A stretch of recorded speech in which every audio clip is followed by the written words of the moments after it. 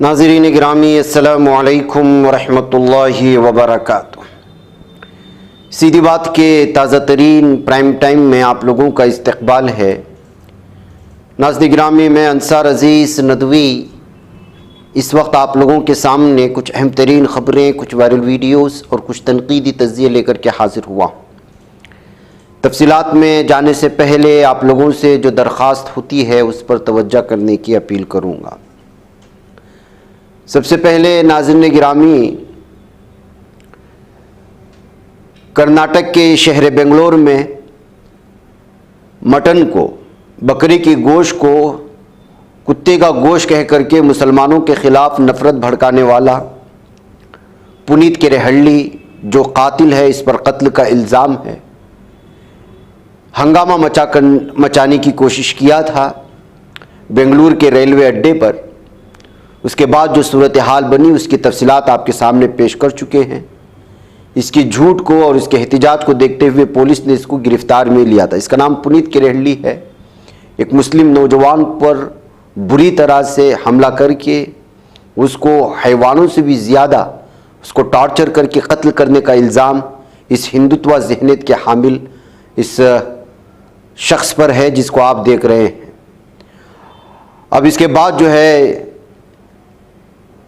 इसकी तिब्बी तहकीक के बाद अदालत में हाजिर करने के लिए ले जाने वाला मंज़र इस वक्त वीडियो में वायरल हो रहा है, लेकिन उसके चाल ढाल से ऐसा लगता है कि पुलिस ने उसकी खूब जो है मेज़बानी की है, क्योंकि ये शख्स लगातार कर्नाटक में मुसलमानों के ख़िलाफ़ न सिर्फ नफ़रत फैलाता है बल्कि बड़े बड़े लीडरान के ख़िलाफ़ भी बकवास करने, गालियाँ देने के लिए भी बदनाम है।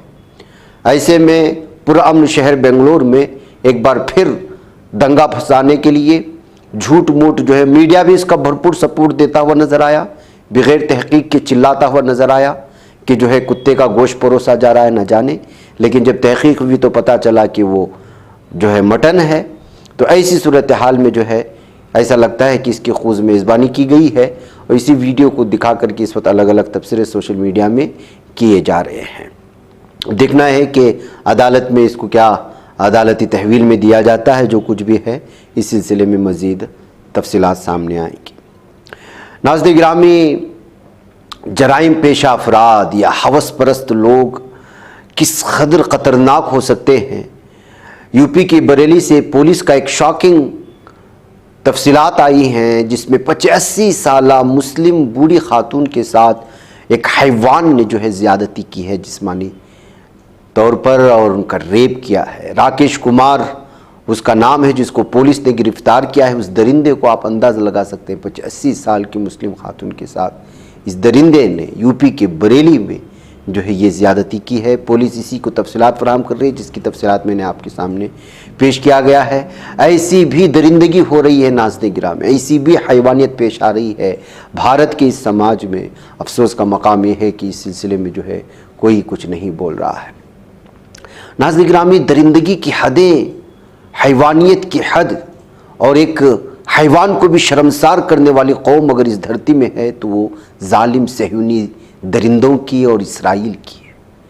ये कुछ वीडियोस आ रही हैं, इस वीडियो को दावा करते हुए लिखा जा रहा है कि ये दरिंदे जो इस वक्त सहयूनी जालिम गासिब दहशतगर्दों की हिरासत में मुस्लिम ख़वातीन हैं उनके साथ रेप करना चाह रहे हैं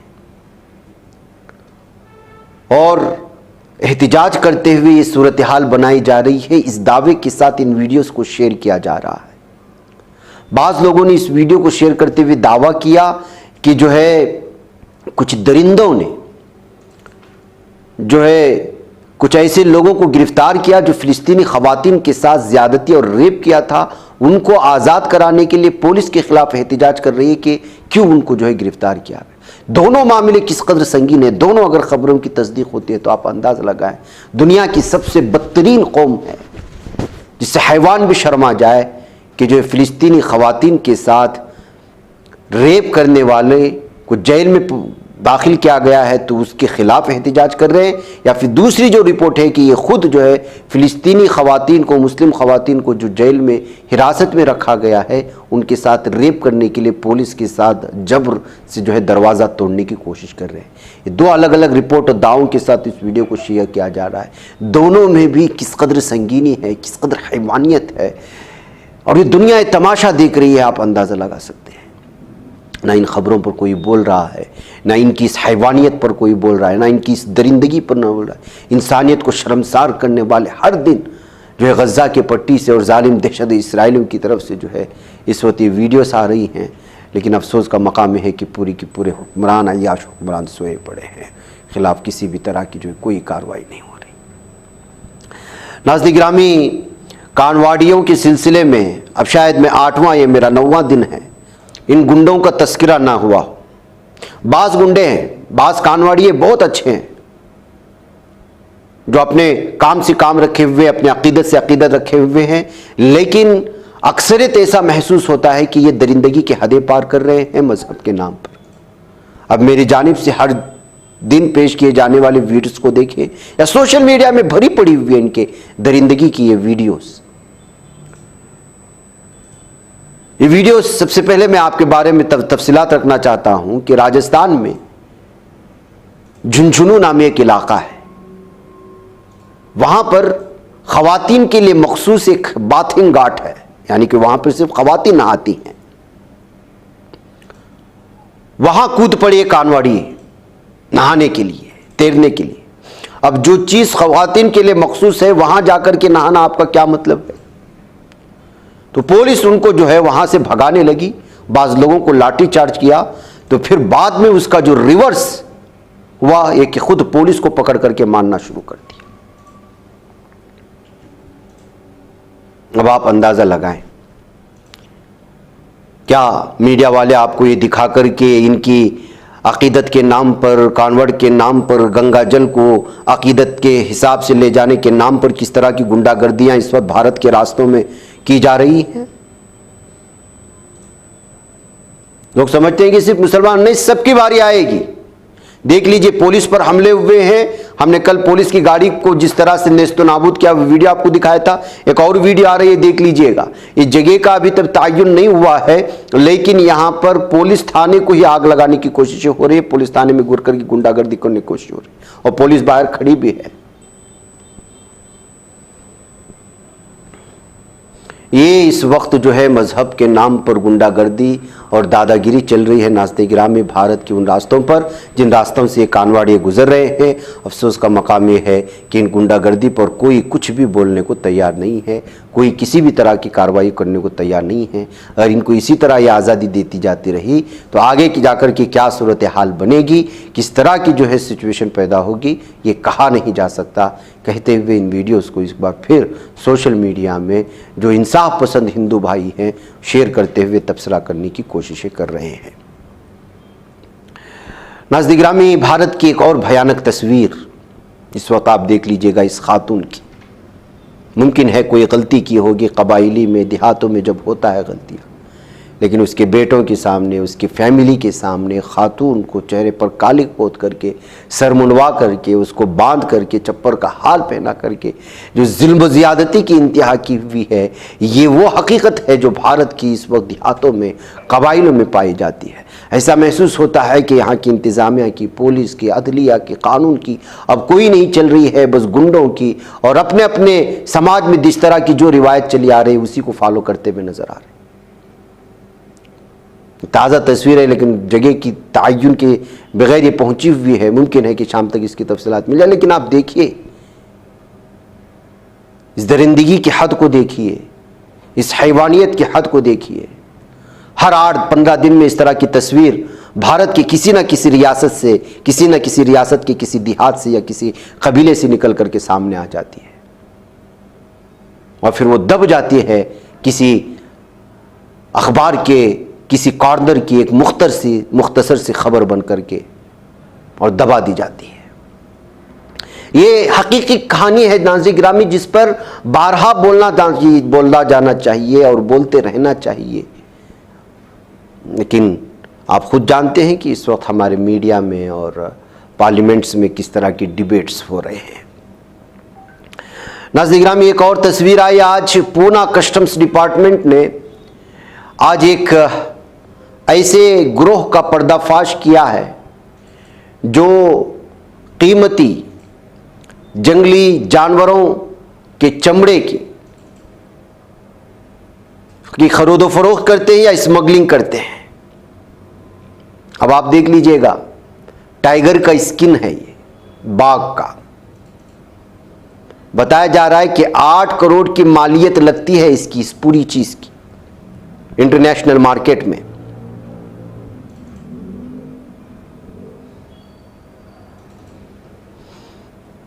पूना की कस्टम डिपार्टमेंट की जानिब से इस गिरफ्तारी के बाद जो फॉरेस्ट डिपार्टमेंट ने गिरफ्तार किया, उनके नाम मोहम्मद अशार और रहीम खान बताया जा रहा है। इनके साथ मौजूद और कौन लोग थे और कौन इसको शिकार करके इस तरह से चमड़े निकालता है, इन तमाम चीज़ों की इस वक्त जो है तफसीलात फराहम की जा रही है, तहकीक की जा रही है इन लोगों को गिरफ्तार कर लिए जाने के बाद। नाज़रीन गिरामी, आपको मालूम होना चाहिए कि गोलान के घाटी के नीचे जो शाम की सरहद और इसराइल की सरहद है, उस पर एक ड्रोन मिसाइल हमला हुआ था, जिसके बाद बहुत बड़ा नुकसान हुआ। जालिम दहशतगर्द सहनियों को कई हलाकतें हुई, कई जख्मी। उसके बाद से लगातार हिजबुल्लाह के दरमियान में और जालिम सहनी दरिंदे इसराइल के दरमियान में धमकियों का तबादला हो रहा है। जाहिर सी बात है, लबनान के बॉर्डर में तो लगातार हिजबुल्लाह इनसे टकरा रहा है। ऐसे में कल ही मैंने हमारे प्राइम टाइम में भी इस बात का तस्करा कर दिया था कि हिजबुल्लाह के नसरुल्लाह ने बाकायदा अपनी फ़ौज को इसराइल के ख़िलाफ़ जंगी स्ट्रेटेजी तैयार करने का हुक्म जारी कर दिया था, यानी ये फाइनल वार के लिए, यूँ समझिए। उसके दूसरे ही दिन हिजबुल्लाह ने एक वीडियो जारी किया है, जिसका इस वक्त आप हमारे स्क्रीन पर देख रहे हैं, और ये इसराइल की इंतहा कहते हुए एक वीडियो बनाया गया है।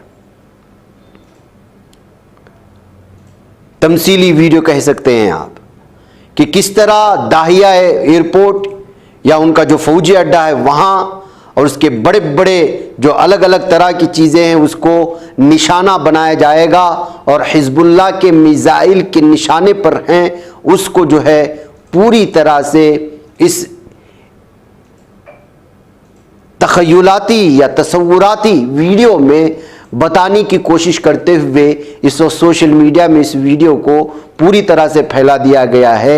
यानी कि इसराइल को ये आखिरी वार्निंग है कि अगर हिजबुल्लाह या लबनान या दीगर किसी भी इसमें अगर जंग मुसल्लत करता है तो उसकी इंतहा क्या होगी कि पूरे के पूरे इसराइल को तबाह बर्बाद करके रखा जाएगा, और उसके अहम तरीन इलाके जो हैं वो किस तरह हिजबुल्लाह के टारगेट पर हैं उसको जो है इस वक्त ये शेयर करते हुए स्क्रीन के हवाले से जो है नसरुल्लाह का ये बयान सामने आया है। इसके बाद से ऐसा महसूस हो रहा है कि जो है अब पूरी तरह से जंग छिड़ने वाली है हिजबुल्लाह के दरमियान में, और दीगर वो तंजीमें जो हिजबुल्लाह को इस वक्त सपोर्ट करती हैं, जिसमें हमास भी शामिल है, अल-क़स्साम भी शामिल हैं, लबनान के यहाँ के ज़ैली तौर पर हमास से हटकर के बहुत सारी ऐसी तंजीमें हैं, वो सब के सब मिलकर के बैक वक्त इस वक्त शायद जो है इसराइल पर टूट पड़ने वाले हैं, अगर पूरी तरह से लबनान के ख़िलाफ़ जालिम दहशतगर्द सहनी दरिंदे जंग को अगर मुसल्लत कर देते हैं। नाज़रीन गिरामी, इधर केरला के वायनाड में शदीद बारिश के दरमियान लैंड स्लाइडिंग के वाक़यात पेश आए हैं। आप जानते हैं कि वायनाड का इलाक़ा ये पहाड़ी इलाक़ों में वाक़ है और पहाड़ों के दामन में घर रहते हैं यहाँ पर, और ये राहुल गांधी इसके एमपी रह चुके हैं। ऐसी सूरत हाल में बहुत ही भयानक ये जो रेला इस वक्त आया है पानी का, उसकी वजह से 100 से ज़्यादा लोग इसकी जद में आए। 47 अफराद के हलाक होने की खबरें आई हैं, जिसमें कुछ बच्चे भी शामिल हैं। रेस्क्यू ऑपरेशन जारी है। सुबह तकरीबन 4:10 पर ये लैंड स्लाइडिंग हुआ था, और बल्कि तकरीबन 2 बजे ये लैंड स्लाइडिंग का मामला पेश आया, और सुबह के वक्त में जो है ये सारा मामला लोगों के सामने आया है। इसमें 100 से ज़ायद अफराद मलबे तले दब जाने की खबरें आ रही हैं। 2 से 3 बार इस तरह की लैंडस्लाइडिंग आई है। केरला के चीफ सेक्रेटरी वी वेणु ने कहा जख्मी होने वाले 16 अफराद को मेप्पाडी वायनाड के एक निजी अस्पताल में दाखिल किया गया है। केरला के वज़ीर आला पिनराई विजयन भी इस मामले पर नज़र रखे हुए हैं। वायनाड में लैंडस्लाइडिंग के बाद तमाम मुमकिन इमदादी कार्रवाइयों को मजबूत किए जाने की बात कही जा रही है और पार्लियामेंट में भी आज राहुल गांधी ने इस सिलसिले में मरकज़ी हुकूमत को जो नुकसान पहुंचा उसकी भरपाई के साथ साथ जिन लोगों को नुकसान हुआ है उनको मुआवजा देने का भी मुतालबा किया है। तो नाज़रीन गिरामी, ये सूरत हाल है जो वायनाड से इस वक्त सामने आ रही है। नाज़रीन गिरामी, रेलवे अड्डों पर इस वक्त हादिसात थमने का नाम नहीं ले रही। हमने कल ही एक खबर आप लोगों के सामने रखी थी, अब आज भी ये खबर आ गई। मुंबई मेल एक्सप्रेस झारखंड के चक्रधरपुर रेलवे डिवीजन के बाराम्बोर रेलवे स्टेशन के करीब हादसे का शिकार हो गई और कितने बड़े पैमाने पर शिकार हुई है इसका नज़ारा आप यहाँ हमारी स्क्रीन पर कर सकते हैं। फिलहाल इस हादसे में 6 अफराद के ज़ख्मी होने और 2 अफराद के हलाक होने की खबरें हैं, लेकिन जिस तरह से हादसा पेश आया उसको देख करके बताया जा रहा है कि बड़े पैमाने पर नुकसान हुआ है जानी एतबार से। रेलवे मुलाजिमीन के साथ ERM, ADRM और CKP की टीमें मौके पर पहुंच गई हैं।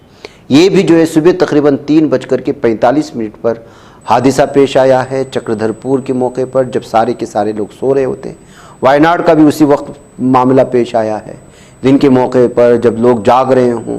ऐसे मौके पर इस तरह के हादसात पेश आते हैं तो मुमकिन है लोगों को बचाया जा सकता है या पेशगी तौर पर किसी को इत्तला दी जा सकती है, लेकिन जब रात के वक्त में नींद के हालात में हो तो जाहिर सी बात है कि जो है अगर उसमें ऐसा रेला आ जाता है जो पूरी तरह से घर के बहाव में हो, इस तरह के हादसात पेश आते हैं तो जो है इसमें जानी नुकसान ज़्यादा होने के जो है अंदेशे होते हैं। और इसी तरह का ये मंजर इस वक्त आप देख रहे हैं। बार बार इस तरह के रेलवे हादसे पेश आने की वजह से लगातार लोगों से जो है इस वक्त हुकूमत से मुतालबा किया जा रहा है कि रेलवे वज़ीर को निकाल बाहर किया जाए, उनको हटा दिया जाए। किसी भी तरह से जो है लोगों की सेफ्टी इस वक्त जो है महसूस नहीं की जा रही है। बीजेपी हुकूमत के ख़िलाफ़ जो है लगातार लोगों में गुस्सा पाया जा रहा है। नाज़रीन गिरामी, चलते चलते में अखिलेश यादव ने जो फ़ैसला लिया है जिसकी वजह से सियासत में इस वक्त एक हलचल मची हुई है उस पर मैं तवज्जो दिलाने की कोशिश करूँगा। अखिलेश यादव ने पार्टी के तजुर्बाकार और ब्राह्मण लीडर माता प्रसाद पांडे को उत्तर प्रदेश असेंबली में हिज़्ब इख्तिलाफ का लीडर बनाने का ऐलान कर दिया है, जिसको कई मानों में अहम तस्वुर किया जा रहा है। ये ऐलान अखिलेश यादव ने इतवार 28 जुलाई के रोज़ किया। दरअसल ये ओहदा पहले अखिलेश यादव के पास था, लेकिन उन्होंने कन्नौज लोकसभा सीट से फतहयाबी के बाद करहल असेंबली सीट से इस्तीफा दे दिया था। अब जब यूपी असेंबली में अपोजिशन लीडर बनाने की बात आई तो समाजवादी पार्टी कानून साज पार्टी की मीटिंग में मुत्तफ़िका तौर पर माता प्रसाद पांडे के नाम का ऐलान कर दिया। इस मीटिंग की सदारत खुद अखिलेश यादव ने की थी और इस कदम को एक हैरतअंगेज़ कदम भी ठहराया जा सकता है।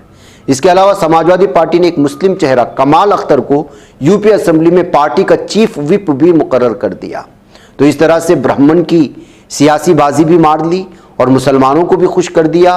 और साथ ही प्रतापगढ़ जिले से ताल्लुक़ रखने वाले RK वर्मा जो कि कर्मी ज़ात से ताल्लुक़ रखते हैं, उन्हें रियासती असेंबली में डिप्टी व्हिप मुकर्रर कर दिया।